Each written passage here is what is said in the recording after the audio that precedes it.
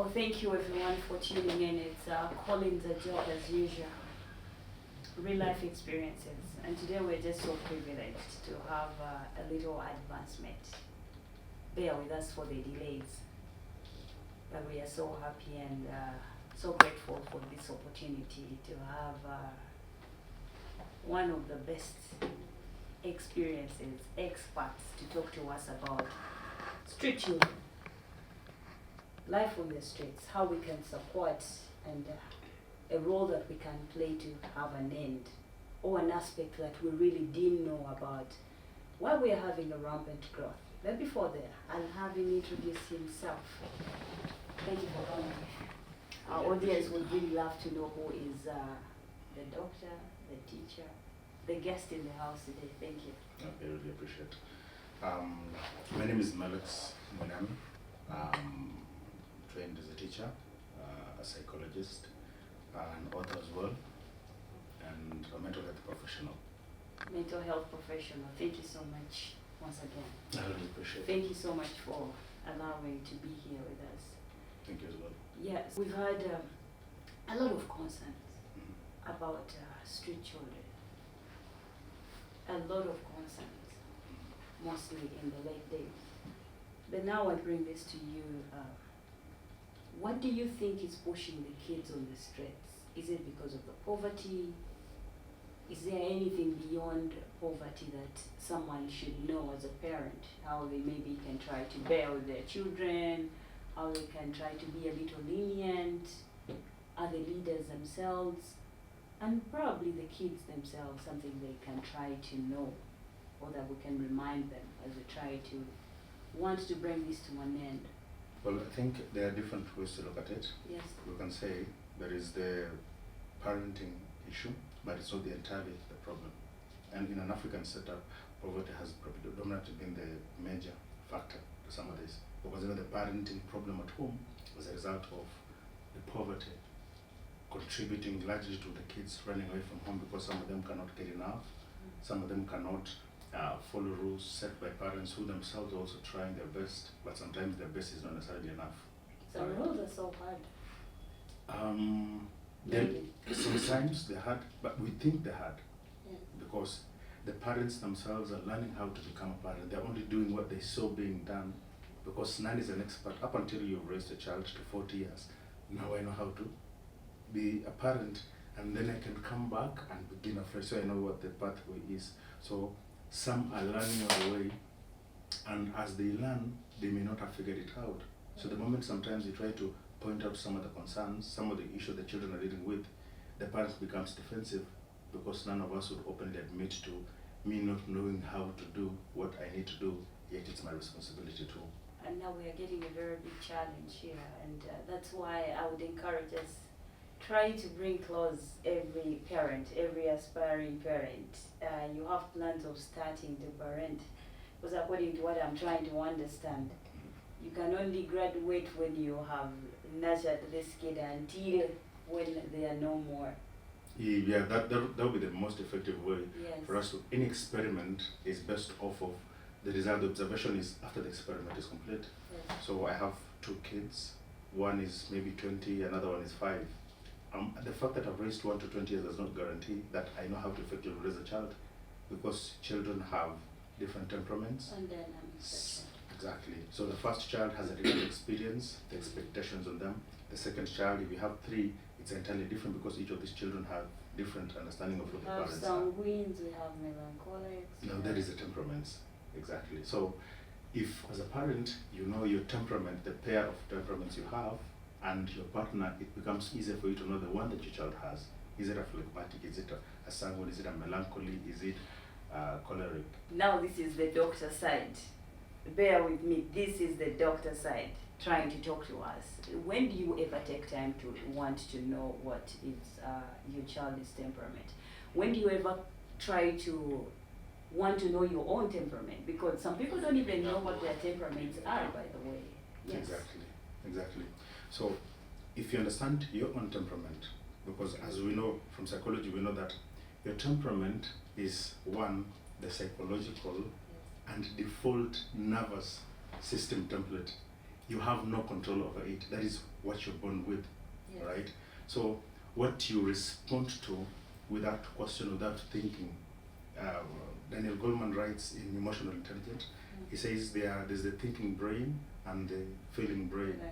So the feeling brain's objective is to help you survive, because in evolutionary psychology we know that man from the beginning, for you to survive, you didn't have time to think. If you had anything from the bushes, if you took time to think, you'd die, because if that is a predator, Yes. then you'll be, so the first instinct is to run, survive first, and then process the rest later. You understand? I see a very big challenge that we are headed for about parenting and having a rampant growth of street children. Because we understand so well that not all children that we see on the streets come from complete families. Yes. That's true. Some of them are an effect of maybe orphanhood. Some of them displacement. We've seen a lot of that.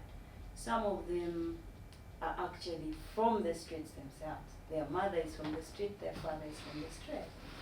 And in this angle, we have an aspect that I usually prefer addressing, and that goes to our leaders, maybe, who are supposed to be the primary handlers of this issue, of seeing how they can bring an end to having children run from their homes and have children stay on the streets. Yes. Are we helping them maybe to understand how they can try to handle such different ways or scenarios? Because we have an orphan who maybe parents lost parents and they ran to the streets.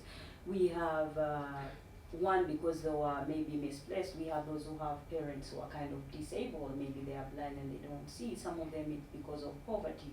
Some of them it's because of misbehavior. Just rebellious. Some of them are just rebellious.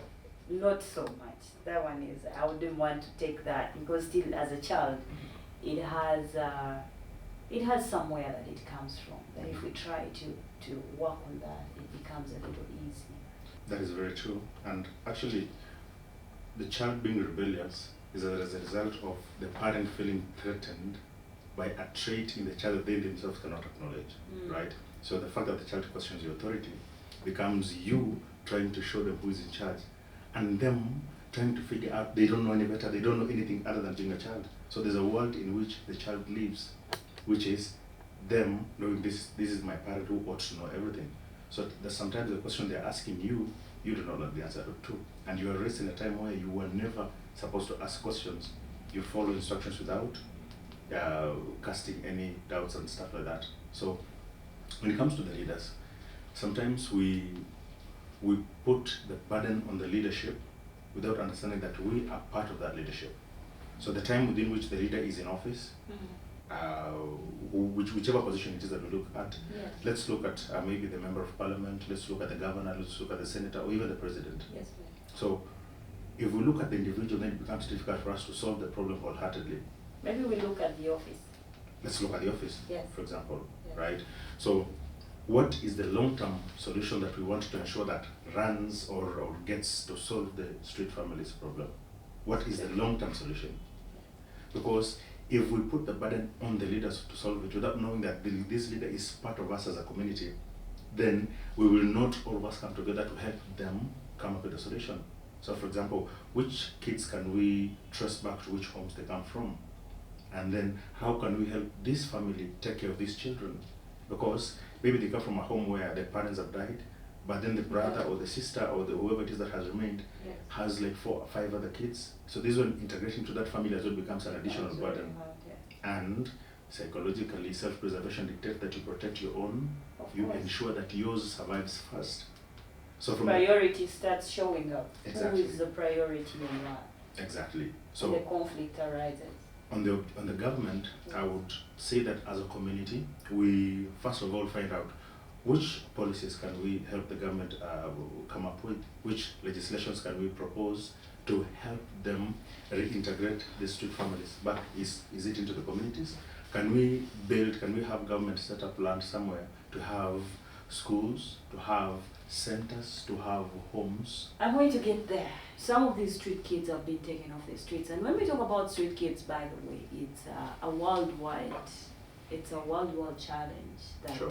we are trying to look at, not only in Africa but even in the Western world. This issue is there, Yes. but I think in the Western world it's a little Different. or a little better, worked on well a little bit. Mhm. But now in Africa, the challenge is that we've had programs of having settlement for those kids and maybe take them to settlement homes, trying to integrate them into homes, but the system of integration doesn't seem like it's working. And that's why we see kids being taken off the streets in about maybe a week, and they are back on the streets. We see kids being taken to schools and they are back to the streets. Is the problem taking the kid to to a settlement and drop them there? When you take them there, what do? Do you try to follow up? When you take these kids to the schools, do they really want to go to the schools? Because that is also a question that we have to put across and try to understand. Is it that the kids want to go to the schools? And that's why you say that as maybe a parent, you feel like the child is trying to challenge your authority. Yes. Because hey, school is not a priority for me, and I don't even think I want to go to school, because some of these kids we've seen on the streets have money, yeah? Yes. They have money, and some of them, they may be sleeping on the streets, but they're trying to have hustles, like they know how to make money the good way, the bad way, but getting them out of the street and finding somewhere to put them, is it an answer to the question of how are they there? Is it a place that would be favorable for them? Is it a place that is going to try to have them integrated and feel protected? Because remember, they are surviving on their own. They know how to cross the road, they know how to pick food, they know how to do this and that, they know who to beat, who to slap, when to pick a phone. And now you're settling them into a home where they have to be asking for everything. That is if they have to ask. Yeah. If let's understand where it comes from, Yes. because from experience as a teacher, I've had cases where a child has run away from home because the parent does not understand them. The parent does not want to see things from their perspective. And when the child comes to school, the parent expects the teacher to reinforce the same rules that the parent instilled at home. Yes. But then sometimes the teacher has a different experience of this child than the parent does, because there are certain cases where the child bears the responsibility of the other family. The child is in school thinking, are we really going to eat today? If we don't eat, how will we survive? I've seen cases where when food is provided in school, the child eats almost a third or portion of the food, and the remaining has to carry home so that the siblings can. Sure. Now, if you understand the mindset of this child, they're no longer a child or a student in school. They've already become an adult because they have to carry the burden of the siblings. But they are trying to keep presence.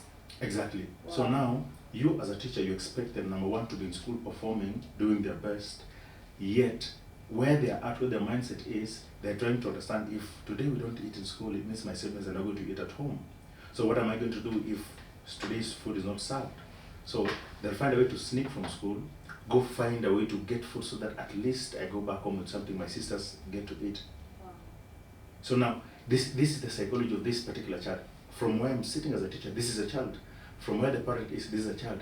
But their mind has already evolved from being a child because they've carried the responsibility that is. Your expectation as a teacher, you want good performance.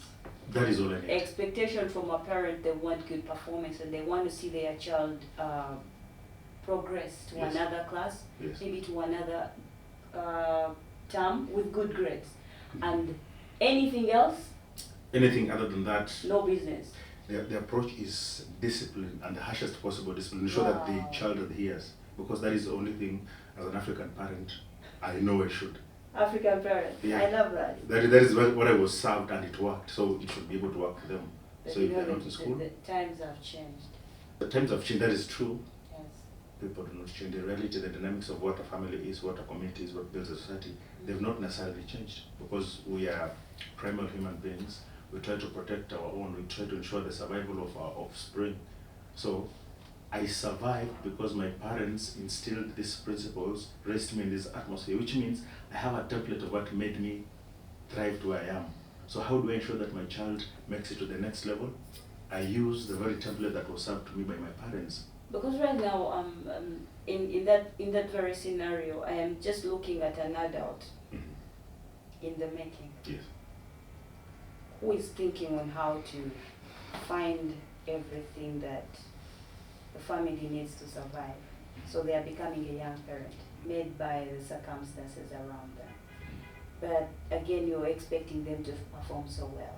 And the pressure is too much, because in some of the African setting, we know that when you don't perform well in school, The future then is you'll very- be worked on. The world view. Yeah. In the Western world, it's unacceptable. Yes. Right? And somehow it's understandable, because this is when we see parents sit and talk with their children to understand the challenges. Yeah. But in the African setting, when a child tries to feel the after effects, the abuse, what happens next? Now, this is where I think sometimes there is what works because the community in which that principle applies is designed that way, right? We should borrow a leaf. Sometimes. Yes, we should borrow a leaf a little bit to see that. So let's consider this for a moment, right? Yeah. If I do not know what my temperament is, if I do not know what my personality is, then I don't know what my motivations are. Yes. So I will try to impose what I've seen on the internet, what I've been advised by other parents, which sometimes may not necessarily be true. But since it's worked for them, it probably will work for me, right? So I don't try to understand this child because they are children. They don't know any better. I am the parent here. I should know what applies, right? But you also don't know. But I don't know that I don't know. I don't even understand that. Yes. I've been around for, say, 35 years. Let's talk about an average parent. I've been around for 35 years, right? I have 3 kids, or 2 kids to be fair.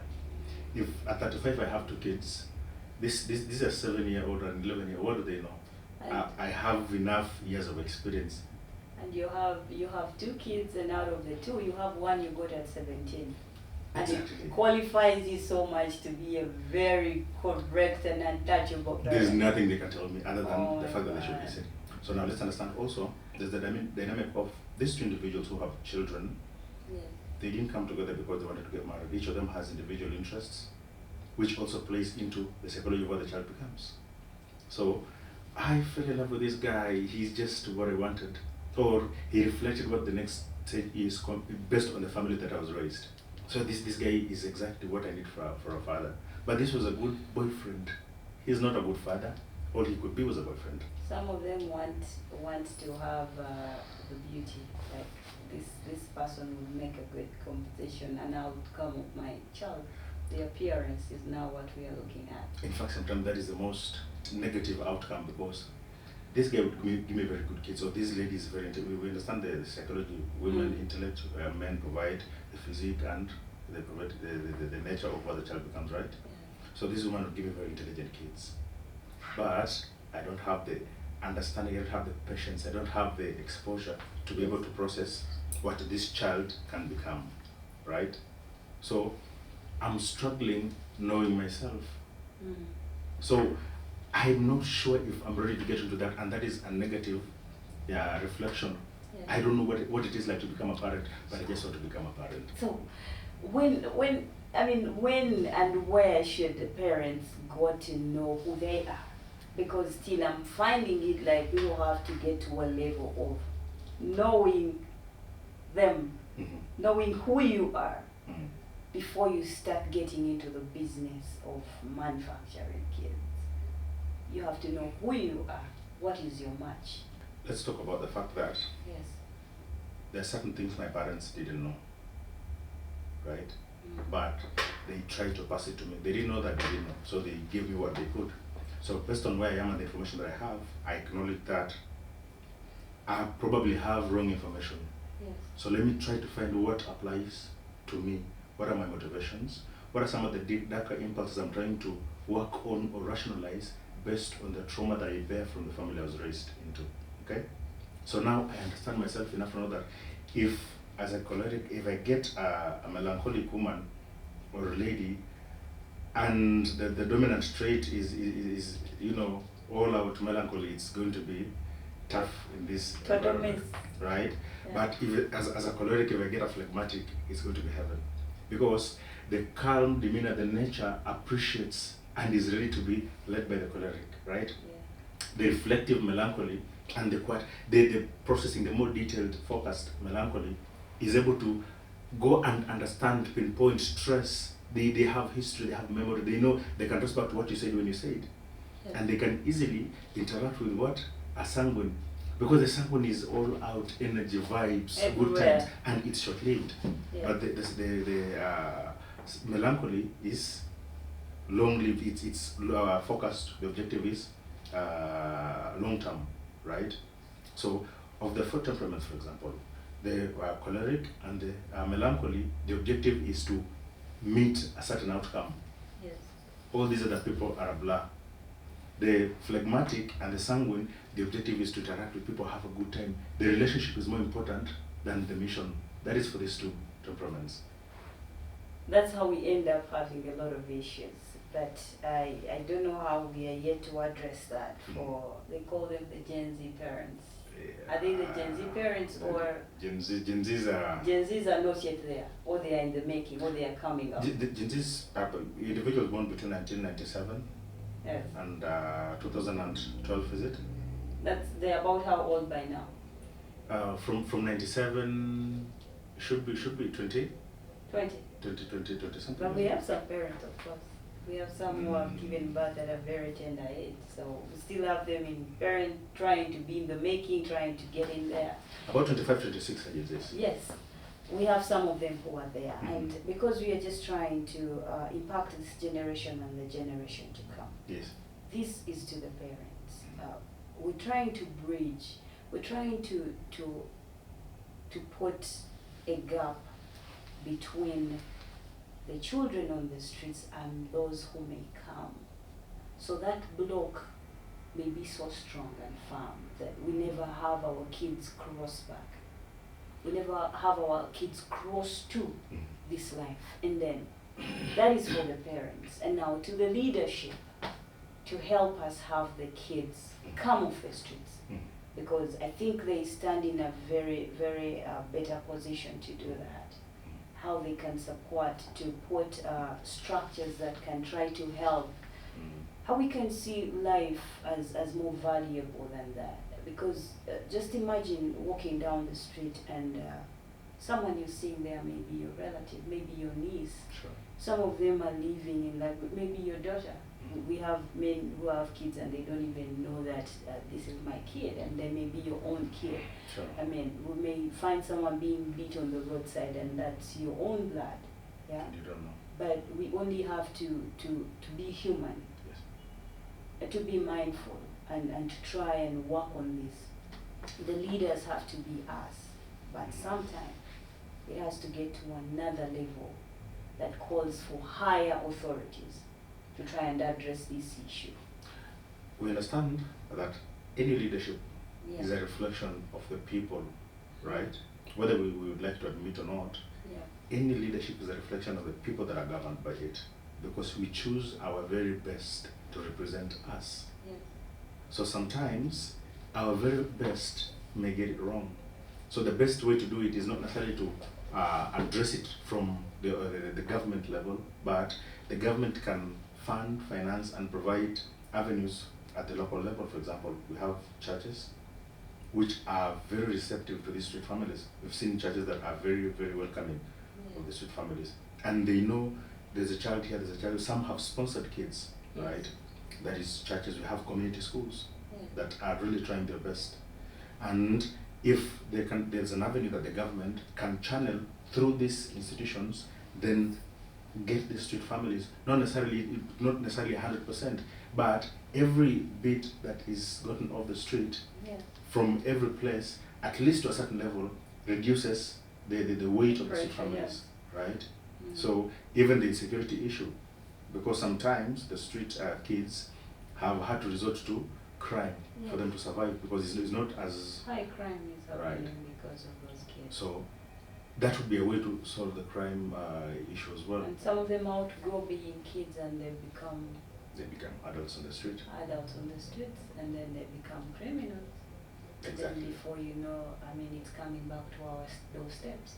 And we have to find a way to deal with it. Unfortunately, the only way we know how to deal with crime from the communities is mob justice. The government only knows the jail cells, right? I've seen a lot of mob justice, and when you ever have it break down, Yes. you don't want to be there, and you don't even want to know what will happen next. Exactly. Because then there's also the mob mentality. We know the thrill that comes with working within a group, right? You know that evolution dictates that the chances of survival are based on you aligning to a certain group than it is you as an individual. So you're more likely to die if you go alone than if you're within a group, right? So the law of average dictates that you go within a group. So in the case of mob justice, it's more effective when the excitement, even politics also works on that, banks on that, the mob mentality. You rally a group, you identify with a particular group, you move a certain audience, right? And these groups are divided in different areas. Let's talk about, for example, the tribal elements. Yes. There's a group side. Other than that, we can talk about the religious grouping as well. Because if you don't achieve, or if you have the tribal element in your corner, you go for the religious. I identify with this particular religious group. If you do not, you go with the generational element. We are young people, we are being castigated. Or we are the elders, we are the ones being told that we don't know, we've failed, right? We want to prove a point. So at any particular time, Yes. we will always be driven towards a specific group to increase our chances of survival in any particular setup.